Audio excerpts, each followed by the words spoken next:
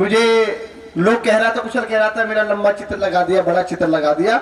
ऐसी कोई बात नहीं है। जो भी प्राप्त हुआ मुझे मेरे गांव की भूमि से प्राप्त हुआ।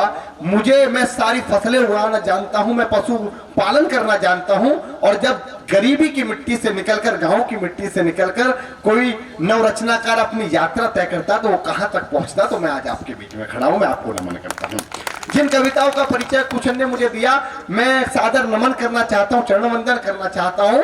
जिस प्रकार उत्तर प्रदेश की गद्दी भगवाधारी को दे रखी है, आपका यह सौभाग्य है। और मैं आपको पुण्य प्रणाम इसलिए करता हूं कि आपने एक भगवाधारी को विधायक बना रखा है। ये हमारी ताकत है। तो जिस कविता का कुशल ने जिक्र किया, वो कविता मैंने मंचों से बहुत गाई। जब मैं यहाँ पे आ रहा था तो कई लोगों के मैसेज प्राप्त हुए, कई लोगों के कमेंट बॉक्स में पोस्टर डाला कि भैया आप आ रहे हो तो कश्मीरी पंडितों की कविता पढ़ना। लेकिन कश्मीरी पंडितों की कविता समाप्त हो गई है। लेकिन दा कश्मीर फिल्म फाइल बनी। एक व्यक्ति दिल्ली विधानसभा में खड़ा हुआ, मेरी टिप्पणी समझना मैं क्या कहना चाहता हूं। एक व्यक्ति दिल्ली विधानसभा में खड़ा हुआ और मजाक उड़ाता हुआ, हंसता हुआ वो मुख्यमंत्री कहता है कि वो फिल्म फर्जी थी। मैं भाजपा वालों से कहना चाहता हूं, फिल्म के पोस्टर लगाने बंद कर दे। साहब, आपने एक सच्ची फिल्म को झूठा बता दिया तो कोई बात नहीं है, लेकिन जब आप पंजाब का मुख्यमंत्री एक शराबी को बना देते तब आपकी नाक नहीं कटती। इस मंच के बीच में कहना चाहता हूं उन लोगों के लिए।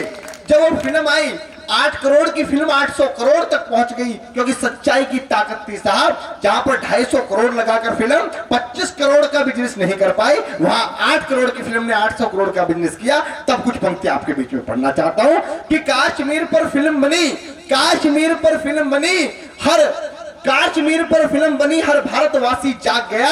सच्चाई की परत खुली, ये देख जिहादी भाग गया। सच्चाई की, आपकी तालियां कमजोर, थोड़ा घनत्व बढ़ाना, कि सच्चाई की परत खुली, ये देख जिहादी भाग गया। और शत नमन विवेक, तुम्हें कितना विवेक लगाया है। जो कौम सदी से सोई थी उसे हंटर मार उठाया। वाह, जो कौम सदी से सोई थी उसे हंटर मार उठाया है। और गुजर ब्राह्मण जाट नहीं, गुजर पंडित जाट नहीं, हर बेटा वहां सिंधु का था। जो सफेद बर्फ में लाल गिरा वो रक्त वहां हिंदू का था। जो सफेद बर्फ में लाल गिरा वो रक्त वहां हिंदू का था। वो मैया दादी चीख मार छतों से झांक रही थी सब। वो बहन बेटियां इज्जत खातिर विस्को फांक रही थी सब। और जिसको जन्नत कहते हैं, जिसको जन्नत कहते हैं, वहां नर नारी का भक्षण था। और जिहादी ताकत को भी सत्ता का संरक्षण था। और जिहादी आभार पीलीभीत, और जिहादी ताकत को भी सत्ता का संरक्षण था। अंग भंग लाशें थी, अंग भंग लाशें थी, सारे इंच इंच में खंडित थे। सनातन के आधार थे वो, मत बोलो केवल पंडित थे। सनातन के आधार थे वो, मत बोलो केवल पंडित थे। भजन आरती बंद हुए, माहौल सभी गमगीन हुआ। आपस में बटकर ही हिंदू घर से वहां विहीन हुआ। अरे लाशें रोज जलेंगी क्या, लाशें रोज जलेंगी क्या। शमशान बनाकर मानोगे, ऋषियों की भूमि को मुगलिस्तान बनाकर मानोगे। लाशें रोज जलेंगी क्या, शमशान बनाकर।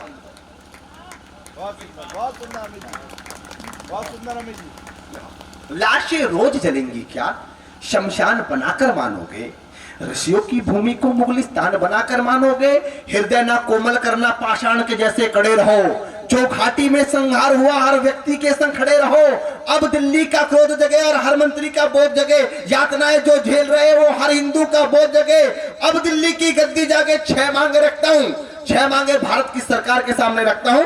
अगर कश्मीर को वो आप चाहते हैं कि वहां पर कश्मीरी लोग बसे रहें तो 6 मांगे पूरी कर दीजिए।